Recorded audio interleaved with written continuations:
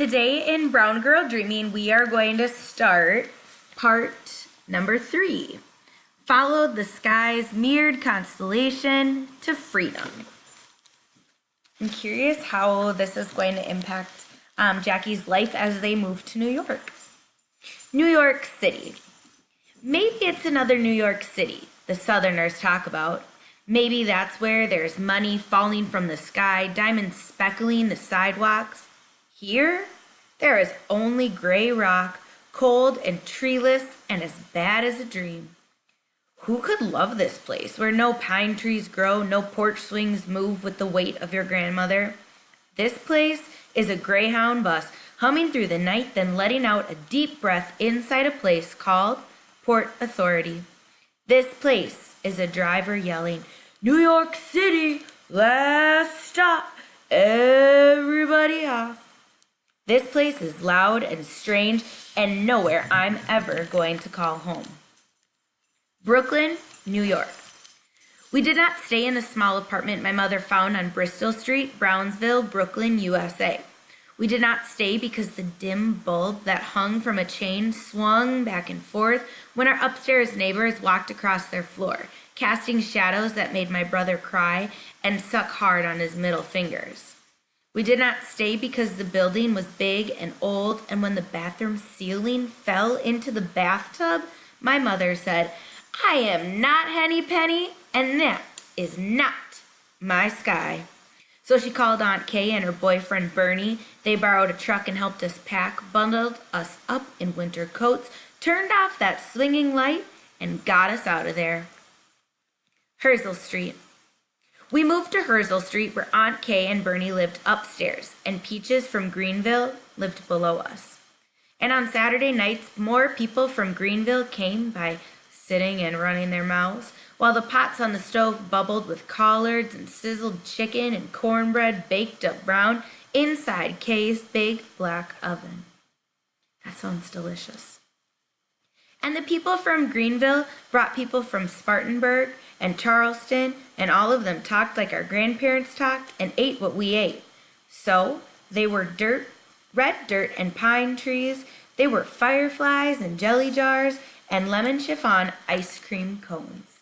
They were laughter on hot city nights, hot milk on cold city mornings, good food and good times, fancy dancing and soul music. They were family. The Johnny Pump. Some days we missed the way the red dirt lifted up and landed against our bare feet. Here the sidewalks burn hot all summer long. Here we wear shoes. Broken bottles don't always get swept up right away. But our block has 3 Johnny Pumps and a guy with a wrench to turn them on. On the days when the heat stops your breath, he comes up the block pulling it out of his pocket. Then the Johnny Pump is blasting cool water everywhere, and us and other kids running through it, refreshed and laughing. Even the grown-ups come out sometimes. Once I saw my never ever barefoot outside in the city mother take off her sandals, stand at the curb, and let the cool water run over her feet.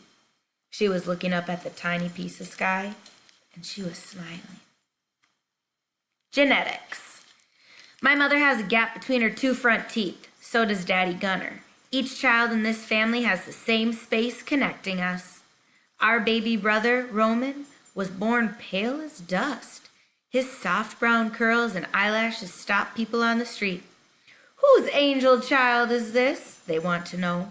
When I say, "My brother," people wear doubt thick as a cape until we smile and the cape falls. Caroline, but we call her Aunt Kay. Some memories. Aunt Kay at the top of the stairs, her arms open, her smile wide, and us running to her. Aunt Kay dressed up on a Friday night, smelling of perfume, her boyfriend Bernie, her friend Peaches. Aunt Kay in the kitchen with Peaches and Bernie, passing a blue and white box of Argo starch back and forth, the hard white chunks of it disappearing into their mouths like candy, the slow chew and swallow. Aunt Kay and Mama and Peaches in tight skirts singing in a band. Aunt Kay braiding my hair. Aunt Kay running up the stairs to her own apartment and me running behind her. Aunt Kay laughing, Aunt Kay hugging me. Then a fall, a crowd, an ambulance. My mother's tears, a funeral. And here, my Aunt Kay memories end. Oh, that's really sad. Moving again. After the falling, the stairs were all wrong for us. Some days I had up there, my mother said, forgetting that Kay is gone. After the falling, Bernie and Peaches packed their bags, moved out to far Rockaway, telling my mother how much Kay loved the ocean. After the falling, we took the A train to their new apartment, played on the beach till the sun went down. Mama, quiet on a blanket, looking out at the water. Kay was her big sister, only 10 months older. Everyone always thought they were twins, so that's what they said they were.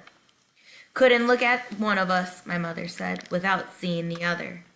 After the falling, the hallway smelled like Kay's perfume whenever it rained.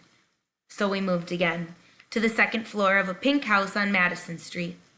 Out front, there was a 5-foot sculpture made from gray rock, ivory, and sand. A small fountain sent water cascading over statues of Mary, Joseph, and Jesus.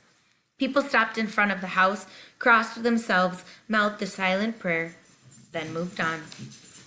This house is protected, the landlord told my mother. The saints keep us safe.